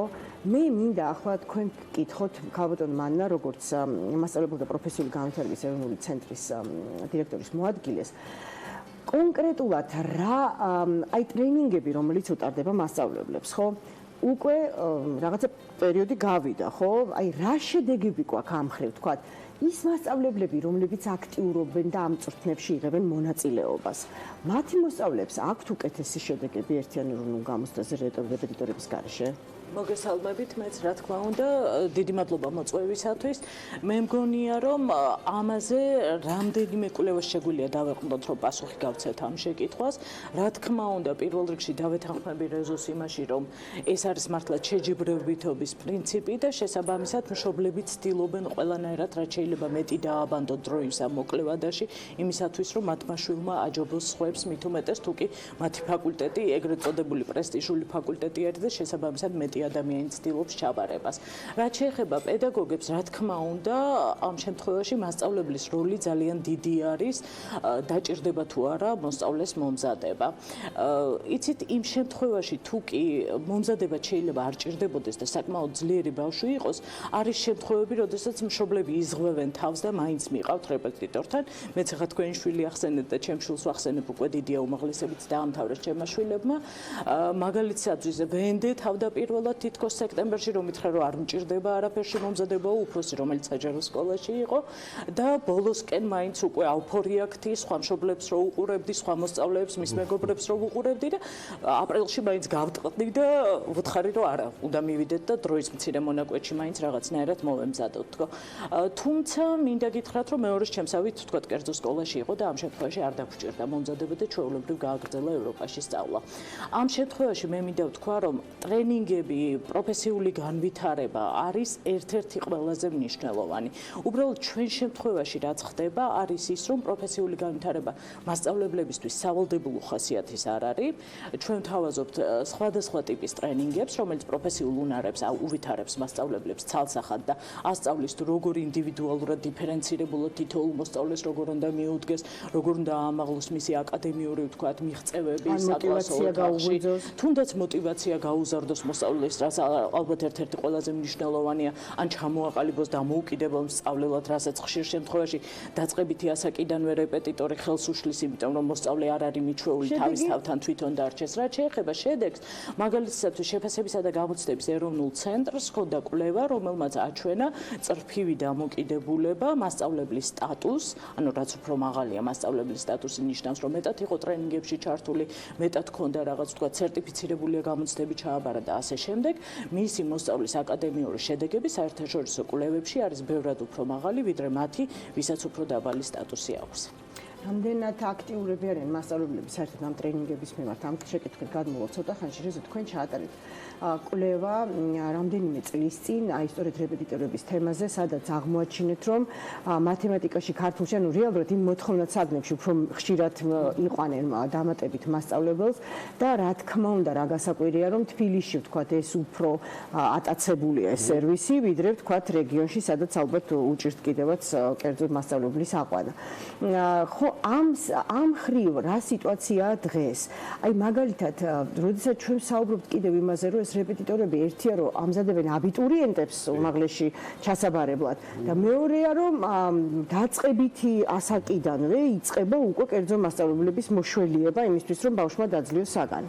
იცით რა, ჩვენთან ძალიან რთულად არის მოკლედ ეს სკოლის და სწავლების ხარისხის შეფასების საკითხი მშობლების მხრიდან. მაგალითად, რა ობიექტურ კრიტერიუმებს ეყრდნობიან, რომ რის მიხედვითაც იღებენ გადაწყვეტილებას, რომ დასჭირდება მათ შულს რაღაც გარკვეულ საგანში მომზადება თუ არა, ხო? ეს არის რაღაცა სუბიექტური განცდები, რომ აი რაღაცაში ჩამორჩება ჩემი შვილი, რაღაცა უცხოენაში ყველა ისედაც ამზადებს, მე იქ მათემატიკაში წაშველება და ასე შემდეგ. ეს არ არის მარტო აბიტურიენტ უმაღლესში ჩასაბარებლად.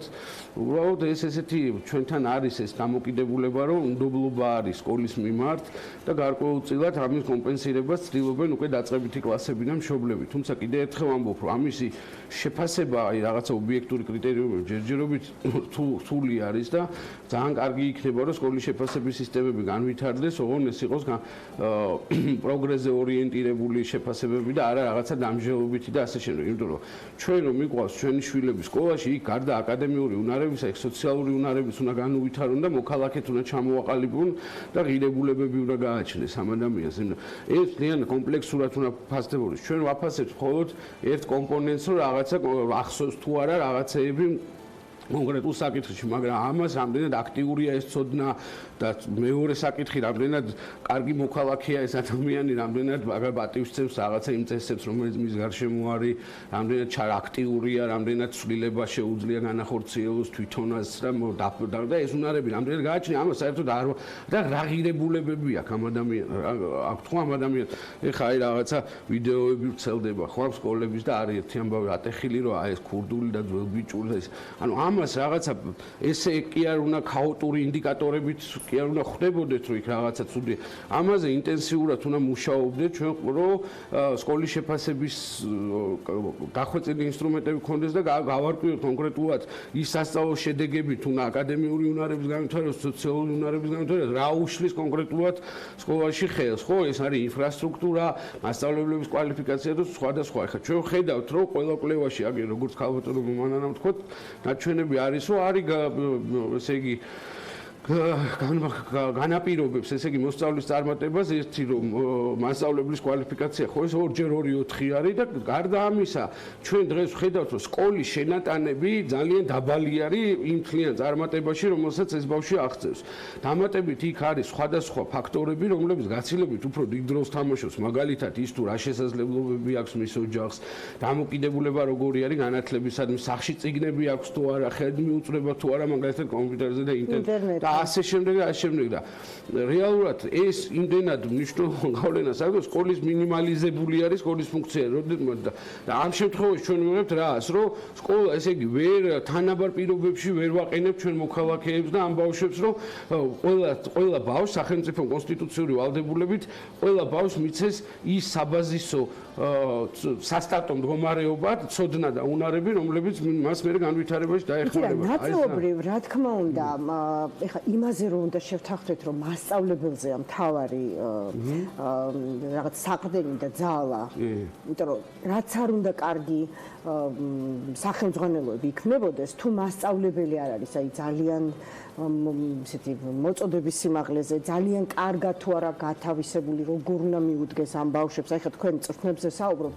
ძალიან საინტერესოა მაგალითად მომართვიანობა თქვენს ცენტრში, პროფესიული განვითარების ცენტრში.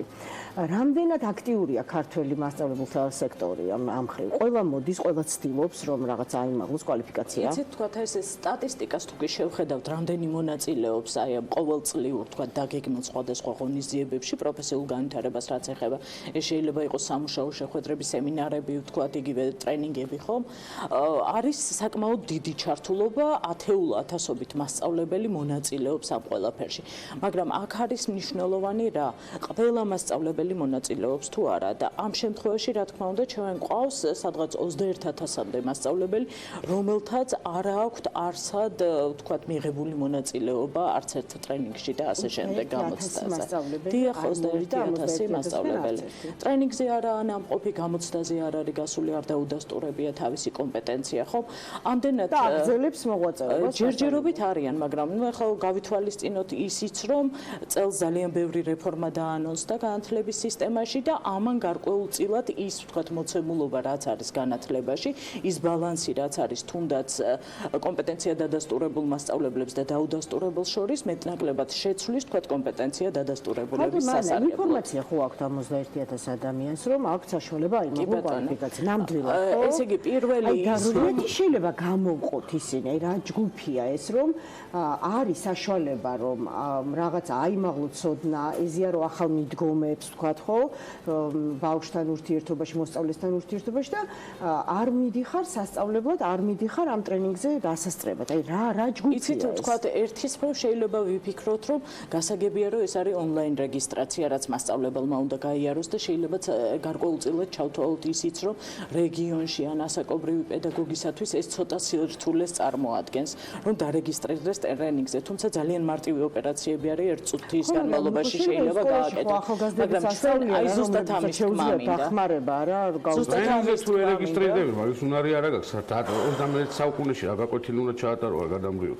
ესე იგი, გარდა იმისა, რომ რეგისტრაციას ვაცხადებთ, ამის შემდეგ ჩვენ ყველა სკოლას ვუგზავნით, რომ გამოცხადდა ესა და ეს ტრენინგი და დარეგისტრირებამდე არის აი ამ ხელა ვადა. ამ შემთხვევაში რესურს ცენტრმა უნდა გაუზიაროს დირექტორებს, დირექტორებმა უნდა გაუზიარონ სკოლას და ამის შემდგომ დაარეგისტრირონ. აქ კიდევ არის, რომ დირექტორებს ძალიან უნდათ, რომ ისი მასწავლებლები ჩართულები იყვნენ ტრენინგზე, არეგისტრირებენ ხშირ შემთხვევაში მათ ისინი და შემდგომ უკვე მასწავლებლები აღარ მოდიან ტრენინგზე. ფაქტორებზე თუ კი ვისაუბრებთ, რა თქმა უნდა, ეს მხოლოდ ამაზე არა მასწავლებელს აქვს თუ არა სურვილი, მიუხედავად იმისა, რომ ჩვენი ცენტრი ცდილობს, რომ ტრენერები გვყავს და ისინი წარუგზავნოთ, რაც შეიძლება ახლოს მასწავლებელთან და სადაც უფრო თავმოყრა არის მასწავლებლების, დავაჯგუფოთ ისე, რომ საცხოვრებელი ადგილიდან შორს არ იყოს მათთვის ეს ტრენინგი და თქვათ მანდ-მაინც დედაქალაქში არ იყოს მათი ჩამოსვლა აუცილებელი, მაგრამ მიუხედავად ამისა, მაინც ეს პრობლემასთან არის დაკავშირებული. დროით პრობლემასთან, მიუხედავად იმისა, რომ თვითონ გადამზადება მასწავლებლისთვის არის უფასო, რასაც ვაკეთებთ, მაინც აი ეს გზავრობის ხარჯი, თქვათ იგივე ღამის გათენების ხარჯი თუ კი აქ დაჭირდა და ნათესავი არ აყავს ვისთანაც დარჩება, რა თქმა უნდა ეს გარკვეულ ხარჯებთან არის მასწავლებლებისათვის დაკავშირებული. დავაკონკრეტებ 51000-ში ვთქვათ გასაგებია, რომ რეალური მიზეზები აქვს ვთქვათ რეგიონიდან მასწავლებელს რომ მოხდეს, მაგრამ 51000 მასწავლებელში რომელსაც არ მოუსურვებია გადამზადება, სულ რეგიონის მასწავლებლები არიან. არა მხოლოდ რეგიონის, რა თქმა უნდა თბილისის მასწავლებლები ძალიან ბევრი არიან. აი ჩვენთვის მისაბაძი არის ვთქვათ ლიტური განათლების მოდელი, ამაზე ბევრს საუბრობთ. ზოგადად დასავლეთის არაერთი ქვეყნის რითი დაიწყო ლიტვა მაგალითად, იგივე პრობლემები არ აქვს. გინდა ჩვენთან არის ხა ძალიან მოდაში ეს ლიტური, ფინური, რა ვიცი, კიდე რა ესტონური მოდაშია, კი ბატონო. იცით როგორი საკითხია, მე საერთოდ ცოტა სკეპტიკურად უყურებ ასე რომელიმე ერთი მოდელის აღებას და პირდაპირ დაყენებას აქა, იმიტომ რომ რეალურად ესტონური მოდელი რო და კიდე ფინური მოდელი რო დანერგო კი და აქ უნდა მაშინ ესტონელი მოსწავლეები და ესტონელი მასწავლებლები იყვნენ თუ ფინელები და ასე შემდეგ, ანუ თუმცა ის გზები რომლებიც მათ გაიარეს, რა თანმიმდევრობით მიდიოდნენ, ეს რა თქმა უნდა არის ამ განათლების სპეციალისტებისთვის ძალიან საინტერესო საკითხი.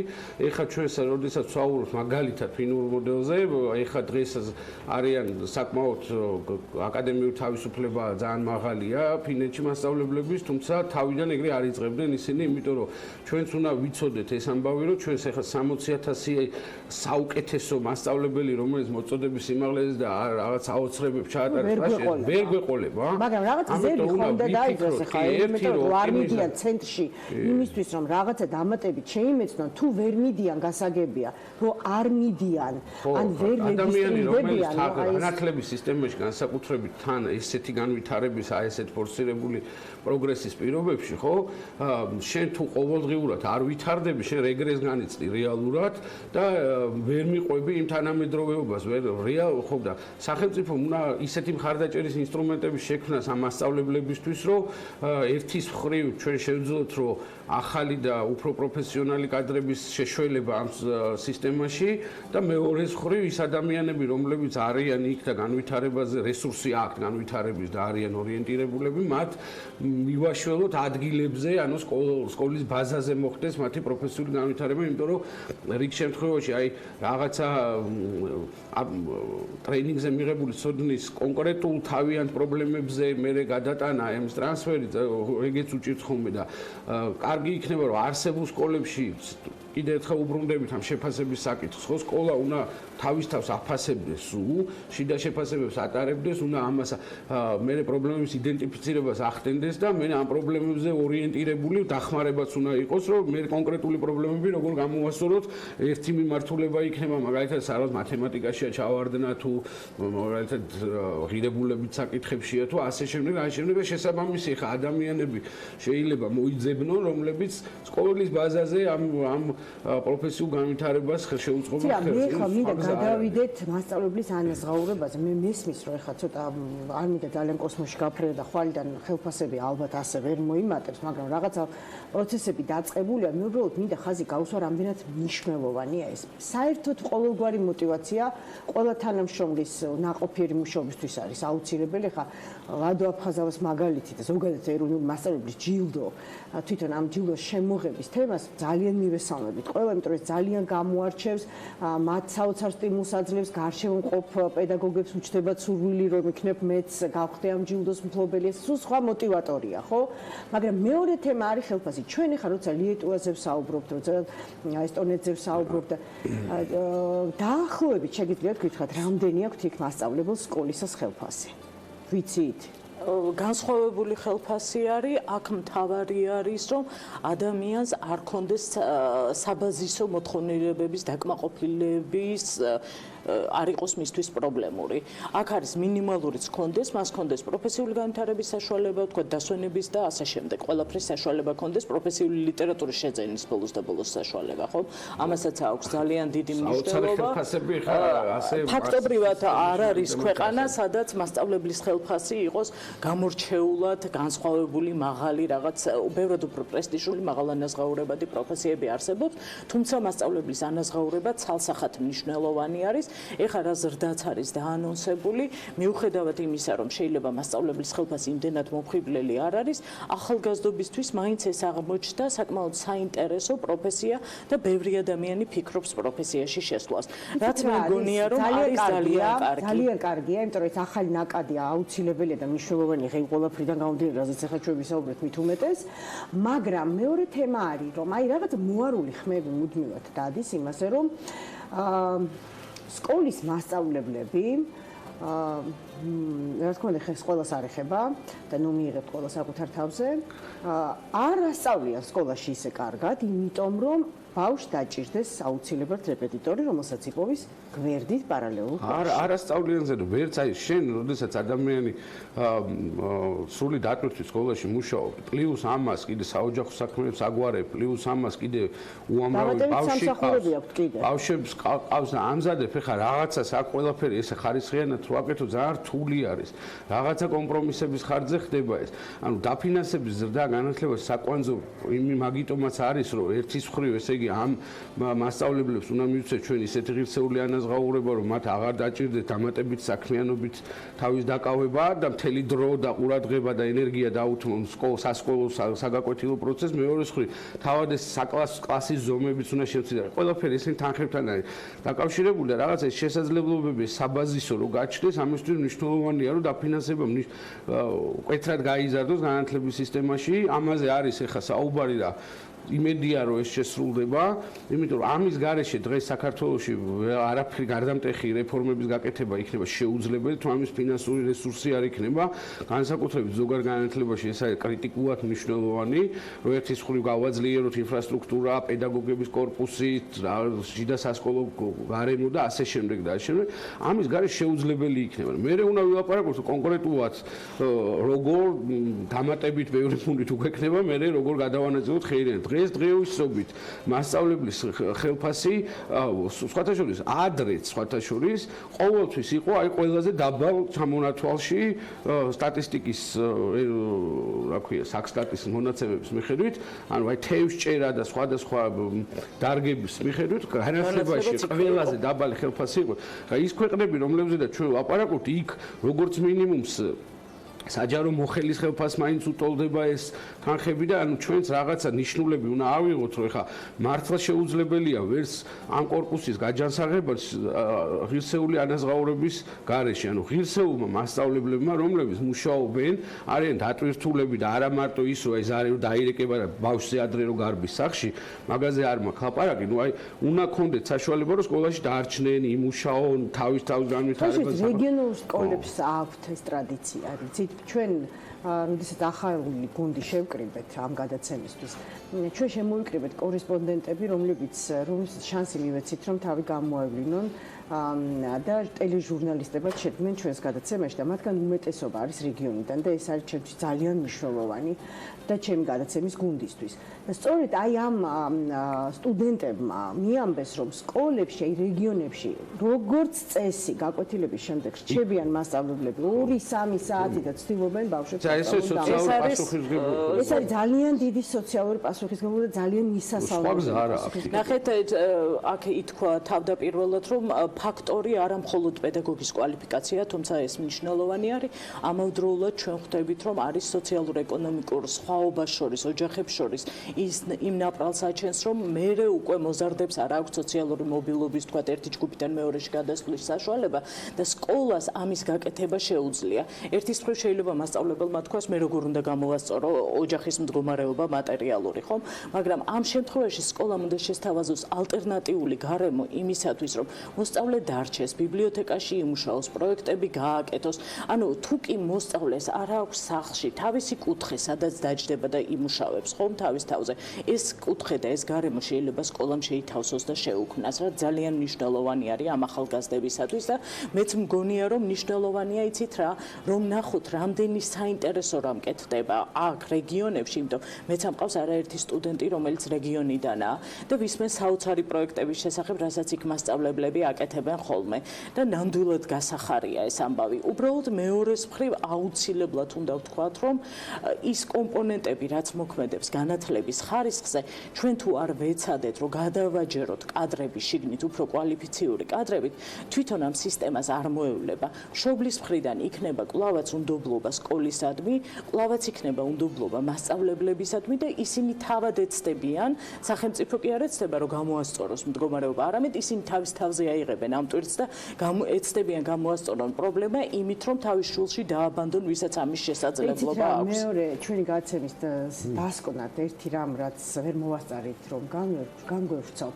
რჩებაში თავისტილება, რომ მშობლები ძალიან ისე კარგად შეთანხმებულად და რაღაცა მშვიდად ცხოვრობენ, რომ შვილი დადის სკოლაში და პარალელური კლასის მასწავლებლები ამზადებენ ხლამშულს დამატებით. აი, მე ვფიქრობ, რომ პირველ რიგში მშობლებს უნდა გაგვიჩნდეს ეს პროტესტის შეგრძნება და ჩვენ უნდა ვიყოთ მომთხოვნი სკოლის მიმართ და იმ მასწავლებლების მიმართ, რომლებიც თურმე ვერ აძლევენ სათანადო განათლებას სკოლაში და მათ დასახმარებლად სხვებიც შეუძლია.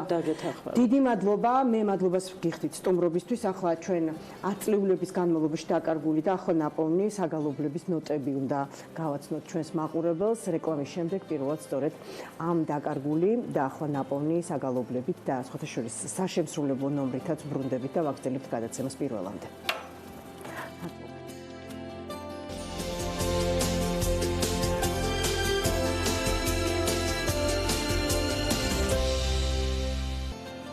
თითქმიანი კვლევისა და ძიების შედეგად თბილისის სახელმწიფო კონსერვატორიის საეკლესიო მუსიკის ლაბორატორიამ უნიკალურ ქართულ საგალობლებს მიაკვლია და კვლევის შედეგები პრეზენტაციაზე წარმოადგინა გუშინ. საქართველოს ფარგლებს გარეთ გამოვლენილი უცნობი ქართული ხელნაწერი სოფრო მართიმანდრიტის კილოს საგალობლებს ეხება, რომელიც ანდრია მრევლიშვილის ხელნაწერებში იყო დაცული.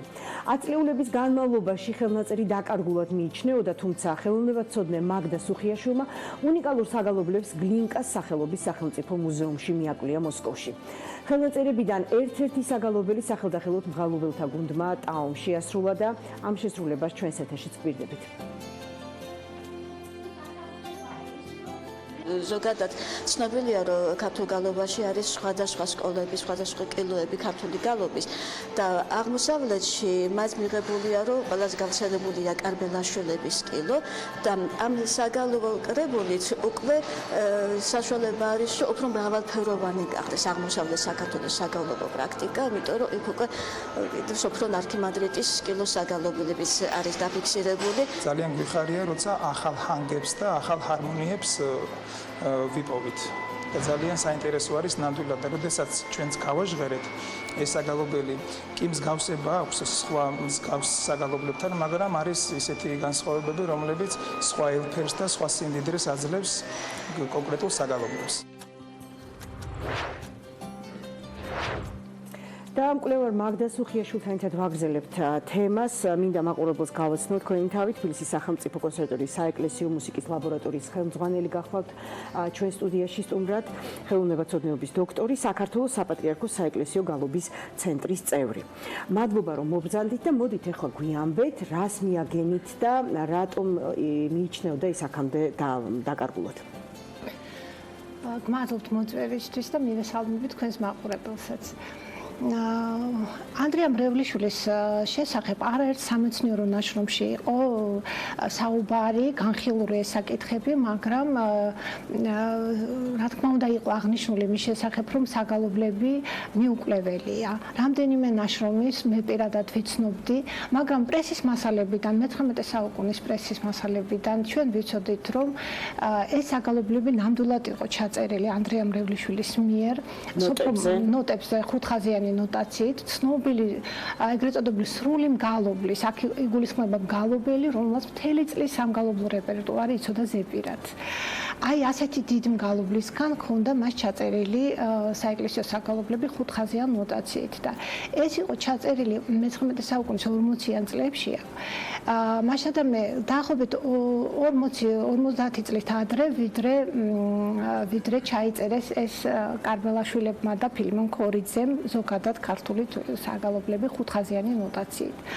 ამდენად ეს სიძველეც არის ჩვენთვის ძალიან ძვირფასი ამ მასალის. კვალი სად იკარგებოდა ამ ხელნაწერებს? კვალი იკარგებოდა რუსეთში და ჩვენ ვიცოდით ამის შესახებ, იმიტომ რომ ანდრია მრევლიშვილის გარდაცვალების შემდეგ მისი მემკვიდრეობა და მისი აი ეს სანოტო ჩანაწერი იმემკვიდრა მისმა ქალიშვილმა, რომელიც იყო მეუღლე ქრისტეფორე გროზდოვის.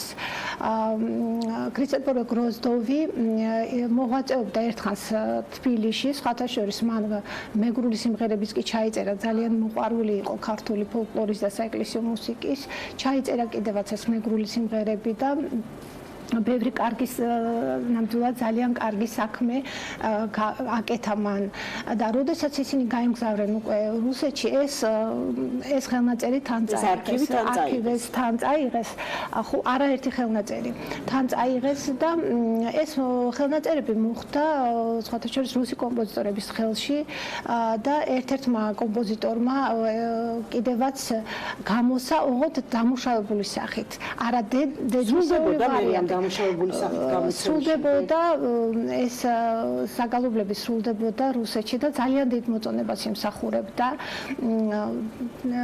ღვთისმშობლის მიძინების ტაძარში სრულდებოდა და ალბათ სხვა ტაძრებშიც და ამის შესახებ ის რომ საზოგადოებით ფართოდ იყო ცნობილი რუსეთში ამის შესახებ ეს შანს პრესის მიმოხილვიდან რუსკая музыкальная газета იყო ესეთი სადაც გამოცემა სადაც არაერთი სტატია და გამოხმაურება მიეძღვნა კომპოზიტორ კლენოვსკის მიერ ის იყო ჭაიკოვსკის ნამოწაფარი მიერ დამუშავებულ ქართულ საგალობლებს აი მრევლიშვილის მიერ ჩაწერილ ქართულ საგალობლებს ეხლა იცით რა, როდიდან იკარგება ეს კვალი? ანუ რეალურად ეს ოჯახი, რომელიც თქვენ ბრძანეთ, წყვილი რუსეთში მიდის 19 საუკუნის მეორე ნახევარში, ხო? დიახ, ჩვენთვის ცნობილია, რომ ოჯახი ასრულებდა საგალობლებს პერიოდულად ტაძარში. თვითონ ანდრია მრევლიშვილი, მისი ქალიშვილებიც იყვნენ ჩართული, გუნდი იყო ოჯახური და ქრისტეფორე გროზდოვიც კი თურმე გალობდა. ეს არის პრესის მასალებიდან ჩანს, მაგრამ ანდრია მრევლიშვილის გარდაცვალების შემდეგ ესეთი რამ აღარ ფიქსირდება, რომ ეს საგალობელი იცით რა არის ჩემთვის საინტერესო, რამდენადაც ვიცი თქვენ რუსეთში მართლმადიდებლურ ენციკლოპედიაზე ითანამშრომლეთ და სტატია გააგზავნეთ და სწორედ ამის შემდეგ მიაგენით აი რაღაცა პირველ ვარაუდებს, რაც შეიძლება ეს ხელნაწერები შენახულიყო, ხო? იცით, მოგახსენებთ, დაცულიყო. აი ამ ყველაფერში გუშინდელი პრეზენტაცია რასაც ეხებოდა, ჩემი დამსახურება არის მხოლოდ ის, რომ მე ვეძებდი ამ ხელნაწერს. ეს ხელნაწერი არ არის დედანი გამოქვეყნებული, არ არის გამოქვეყნებული და ჩვენ პირველად გავეცანით და პირველად შევიქმნით წარმოდგენა, რა საგალობლები არის ამ ხელნაწერში შესული. და სხვათა შორის წყაროების მიხედვით ჩვენ მივაგენით წირვის წესის საგალობლებს, წყაროების მიხედვით სხვა საგალობლებით ჩაუწერია და ეს უკვე ჩვენ არ ვიცი, შეიძლება კიდე სადმე არის ეს დაცული. მაგრამ მართლმადიდებლური ეკლესიის ენციკლოპედიის რედაქტორმა, რომელსაც მე გაუგზავნე სტატია, მან მე უნდა აღვნიშნო აუცილებლად, სწორედ ის დამეხმარა და მან მიმითითა ბიბლიოგრაფიული ცნობა თუ სად არის ეს ხელნაწერის დაცული. სად იყო? დიახ. სად იყო დაცული? და დაცული არის გრინკას სახელობის სახელმწიფო ცენტრალურ მუსიკალურ მუზეუმში. ალბათ თქვენ არ მიგიშვებდნენ, იმიტომ რომ მე ვიცი, რომ ასეთი ტიპის საცავებს თავისი რაღაცა შინაგანა წესები აქვთ, სრულად არ ამზეურებენ ხშირად საკუთარ მასალებს და ვიცი და აღნიშნვის ღირსია ისიც, რომ თქვენ მოიშველიეთ ბელორუსელი კოლეგა, რომელიც ჩავიდა მოსკოვში, თქვენს გამო ჩაჯდა ამ არქივში და ეს მასალები ციფრული ვერსიით გადმოგცათ.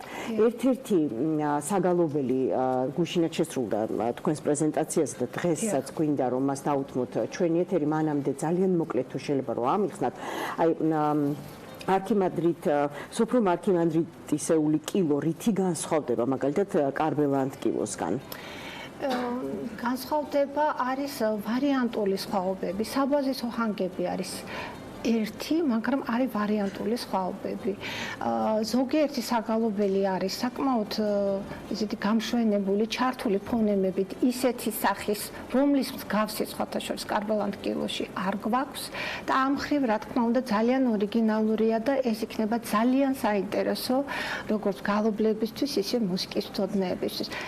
დიდი მადლობა, გალობელთა გუნდი ტაო შემოგვიერთდა და მე მინდა რომ გთხოვოთ შესრულება ამ საგალობლის ერთ-ერთისა, ის კი მაყურებელს ვეტყვი, მანამდე რომ 30-მდე ასეთი საგალობელი აღმოჩენილი ამ საცავში, რომელსაც თქვენ მიაკლიეთ, ძალიან საინტერესო კვლევის საფუძველს იძლევა ალბათ და მე მინდა მადლობა გადაგიხადოთ იმისთვის, რომ მობრძანდით ჩვენი გადაცემის მაყურებლისთვის შესახვედრად და გასაცნობად ამ ინფორმაციის.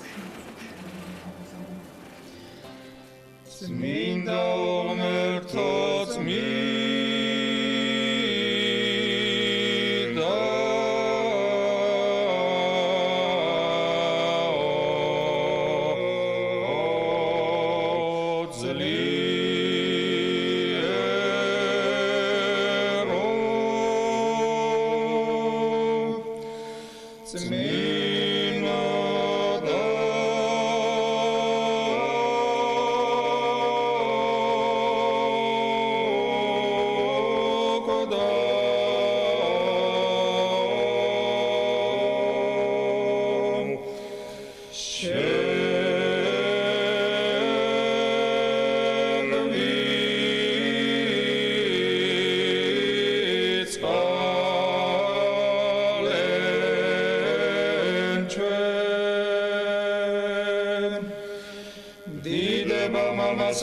სადაც მინდა სასულსაც და მარადის და უკუნითი უკუნისამდე ამინ. წმინდა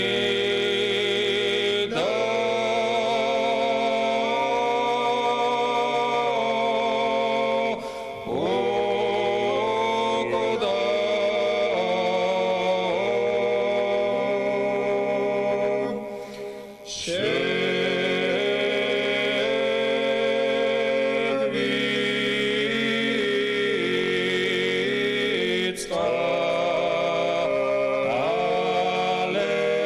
ჩვენ წმინდა ღმერთო